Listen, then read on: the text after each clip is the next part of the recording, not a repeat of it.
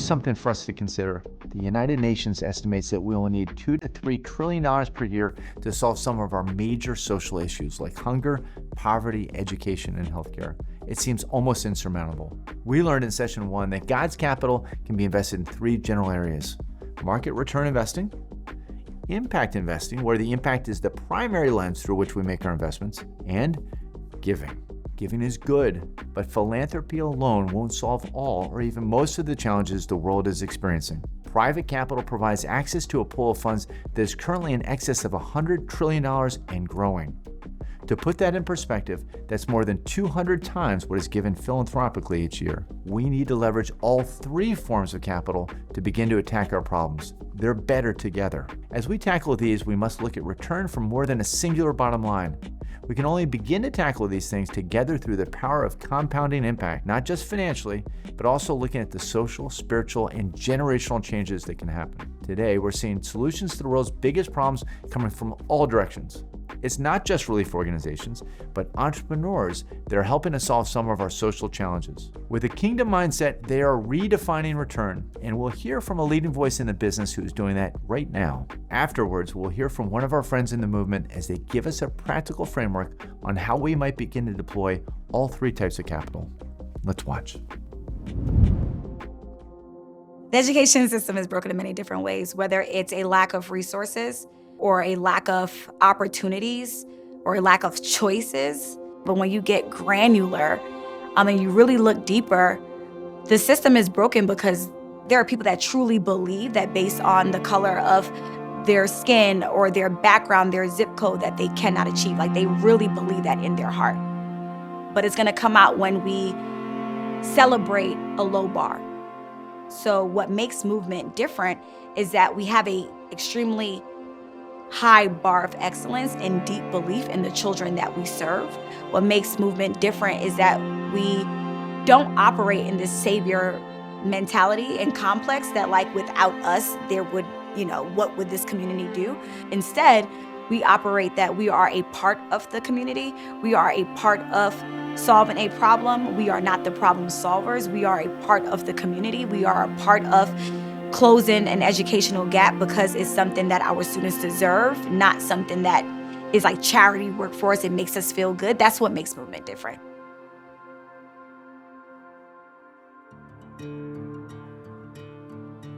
We came up with the name Movement because we truly wanted to be a movement of change. Things were broken in banking in 2007 and 2008, and we wanted to change Americans' perception of what banks can and should, in fact, be. To do that, we had to move them from a perception of brokenness, of greed, and take them into a place of seeing a financial institution like Movement as a real beacon of hope in communities, one that brings capital and now even education to communities in need. So part of why the Movement Foundation chose education is we think it's just an amazing way to pour into the lives of young people that's going to set them up for success over the rest of their lives. And so for us, education is just a great way to love and value people and love and value the communities where we do business.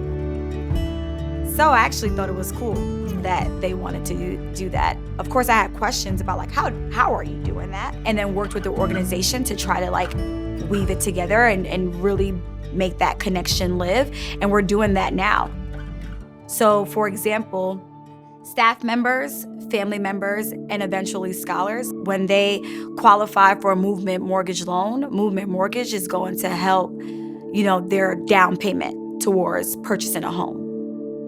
It's like, yeah, you could work on education, but if someone's home environment isn't where it needs to be, they have a step forward with education, but they would have 2 steps forward if you address housing as well. Schools really just grabbed my heart. I mean, they really resonated to me, and I saw a model that was scalable, that was real estate centric, and it would create generational impact in the lives of the children that we serve. So, one of the things that I think is the most exciting here is this idea of patient capital that people talk about. It's the idea that if you're willing to invest something and not expect a massive return immediately, you can actually see it have, I think, a huge impact on the communities where you're investing, but also see a return on that money. So what Casey has done through Movement Mortgage is he said, look, let's buy, a distressed asset, a building that's not benefiting the community. Let's turn it into a great charter school. And then he says, though, let's be patient. We're going to charge way below market rate rent. And that helps the school operate every year. That's money in the school's pocket that they don't have to go out and raise. At the same time, there's benefit to owning that asset. As the schools grow, we can pay rent to where we are seeing a return on that.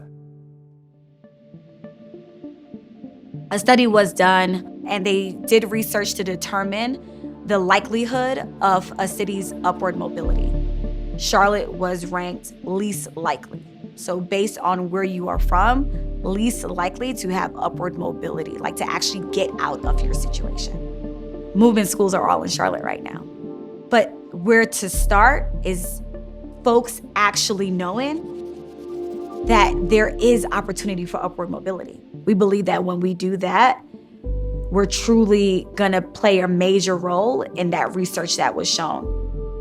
I think one of the things that's unique about movement is the way it can bring philanthropic and business investment together with government investment. And I think that's really driven by movement's vision. If the only vision was how can we maximize shareholder return every quarter, there's not a lot of room for a partnership like this. But the vision of movement is, look, let's do well as a business, let's be profitable, but also let's look at how much can we pour into the communities where we work, and ultimately, how can we use this entire business to honor God and love our neighbor. Something that really drove me to movement was, I remember Tim was sharing with me that lunch was actually provided by two guys in the kitchen, which was a local Black-owned business in the community. I was deeply connected to movement when I heard that.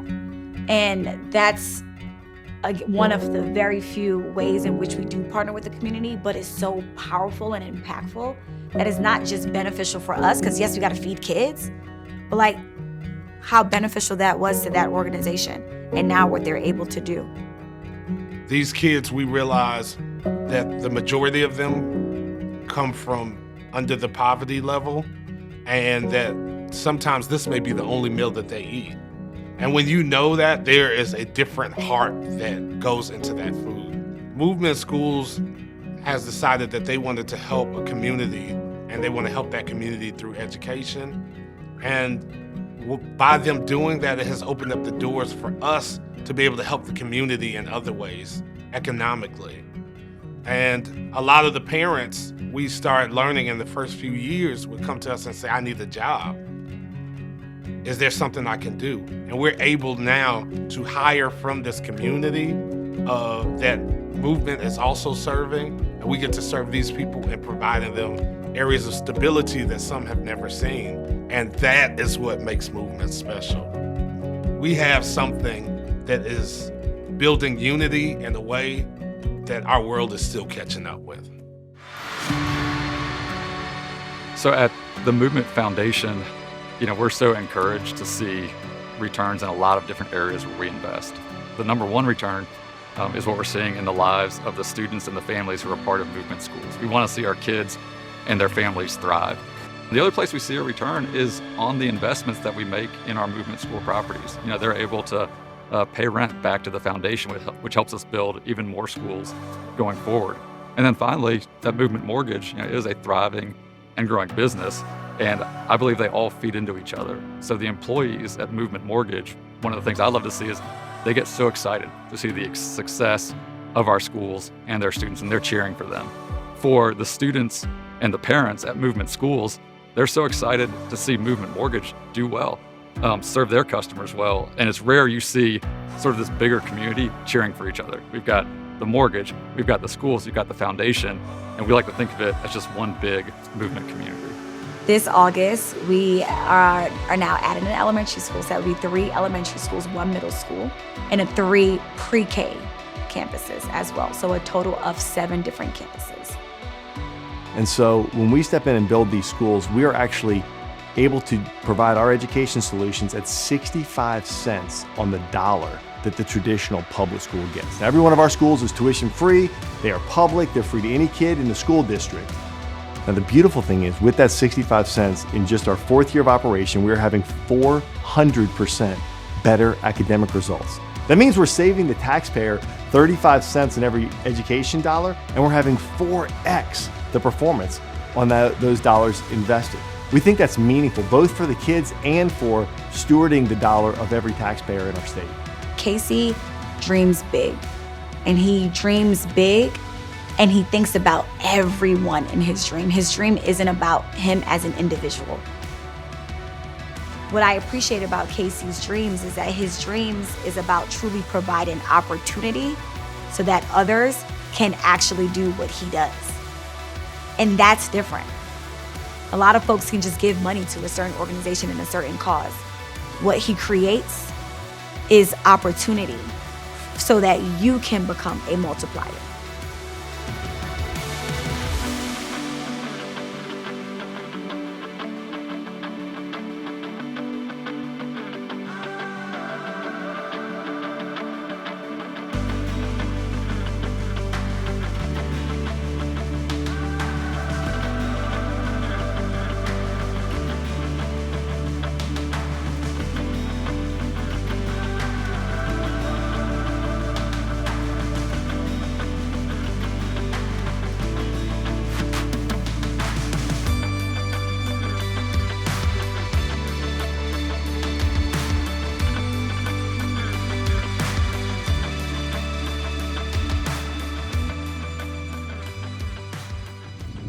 It's an honor to be here today to share our faith-driven investment story with others around the world. Our journey began in 2012 after my first trip to Haiti. I returned home a changed man, questioning the priorities of my life. A few months later, we were selling the majority interest of our company. There comes a time in life when many faith-driven people ask themselves, am I doing what God has called me to do? I felt the gentle nudge that it was time for me to leave day-to-day responsibilities and lead a life that was driven more towards purpose and significance. I thought it was going to be in the nonprofit world. I quickly learned that Americans give about $450 billion in US dollars in 2019, which is about 2% of GDP and has been the same for almost 40 years. I learned that there are 1.5 million nonprofits all going after that relatively small amount of money. I learned that the UN says we'll need $2 to $3 trillion per year to solve some of our major social issues: hunger, poverty, education, and healthcare. I learned that there are $80 to $100 trillion worth of potential investable capital if we could come up with good for-profit motives. It was very clear to me, going forward, we cannot solve our problems through grant capital. After years of prayer of how to use the capital and the talent that God had bestowed on us, we finally realized these aren't our resources, they're God's. This was a life-changing moment in our family. We now get up every morning trying to steward His resources in lieu of trying to invest ours. There's a major difference.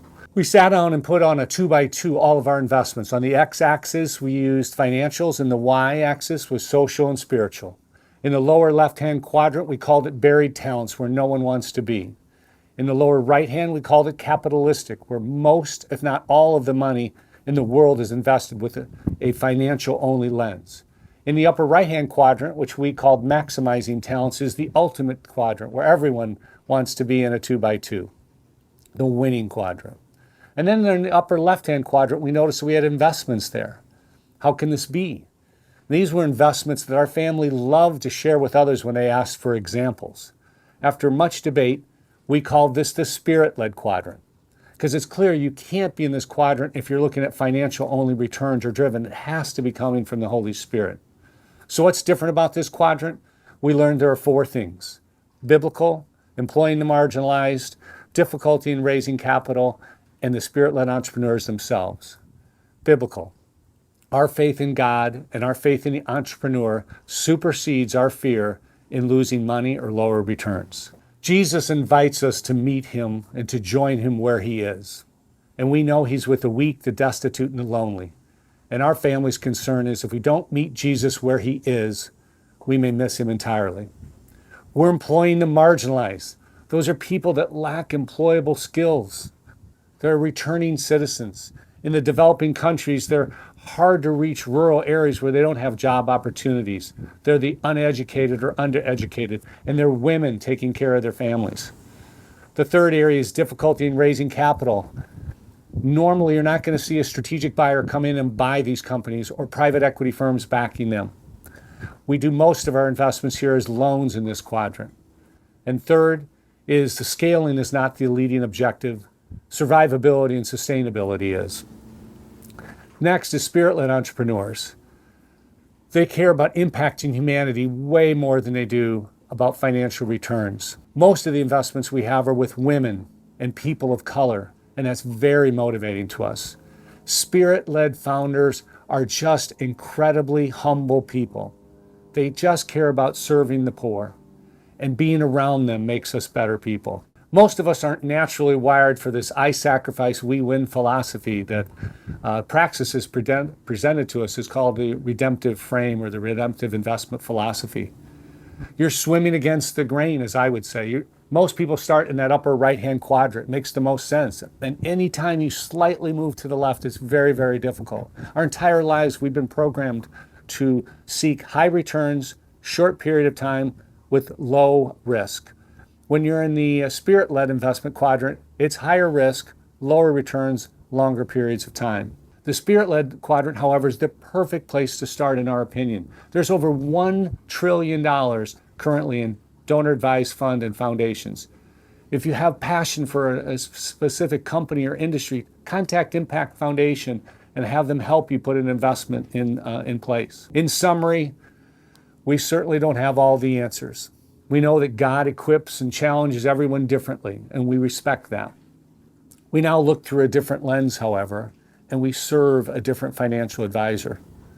We believe that Jesus would not just invest in the upper right-hand quadrant and look for just 20% returns. We believe that faith-driven investing goes across both quadrants, and it's no longer sacrificial to our family. It feels like the right thing to do.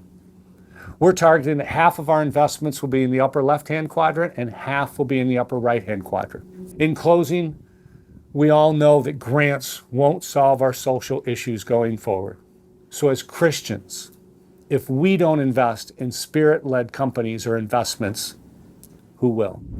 I don't know about you, but I love a good framework. The best part is that my wife Kimberly and I now have a tool that helps us pray through how we can allocate the finances God has entrusted to us. This is across giving and the different forms of investment. We spend a lot of time during the series talking about money, our identity, and the impact of our resources. We've given you a sample of some of the innovations and things happening across different asset classes. As we come to a close on this Foundations course, we shift our conversations to focus more on practical application and framework. We also want to make sure you're provisioned to continue your journey. So a few recommendations for you. Be sure to subscribe to our podcast. You can also sign up for our newsletter or follow us on social media. And one of the best ways to access all of our content is through the Faith Driven app. We have so much content for you to enjoy, but more than that, we hope you connect with the allies you need for the road ahead. It's important for us to be in a committed relationship with one another, to keep connected to this global movement while meeting with a local community. As Hebrews 10 reminds us, let us consider how we may spur one another on toward love and good deeds, not giving up meeting together, as some of us are in the habit of doing, but encouraging one another, and all the more as you see the day approaching. For you, it might mean staying with this same group of like-minded investors, or it might mean finding another group that shares a common affinity or location. It could also mean starting a faith-driven investor foundation group of your own with others at your church. Wherever God is calling you, real estate, public markets, private equity, emerging markets, or tackling some of the world's greatest challenges like clean water and job creation, we've created lessons of powerful content for you to go through with your allies and friends. So now, spend some time in your group talking about this session and how it relates to the journey you're on. Open yourselves up to learning from one another. Be honest with each other. What you get out of this time together will only be as enriching and life-giving as what you put into it. We'll see you next session.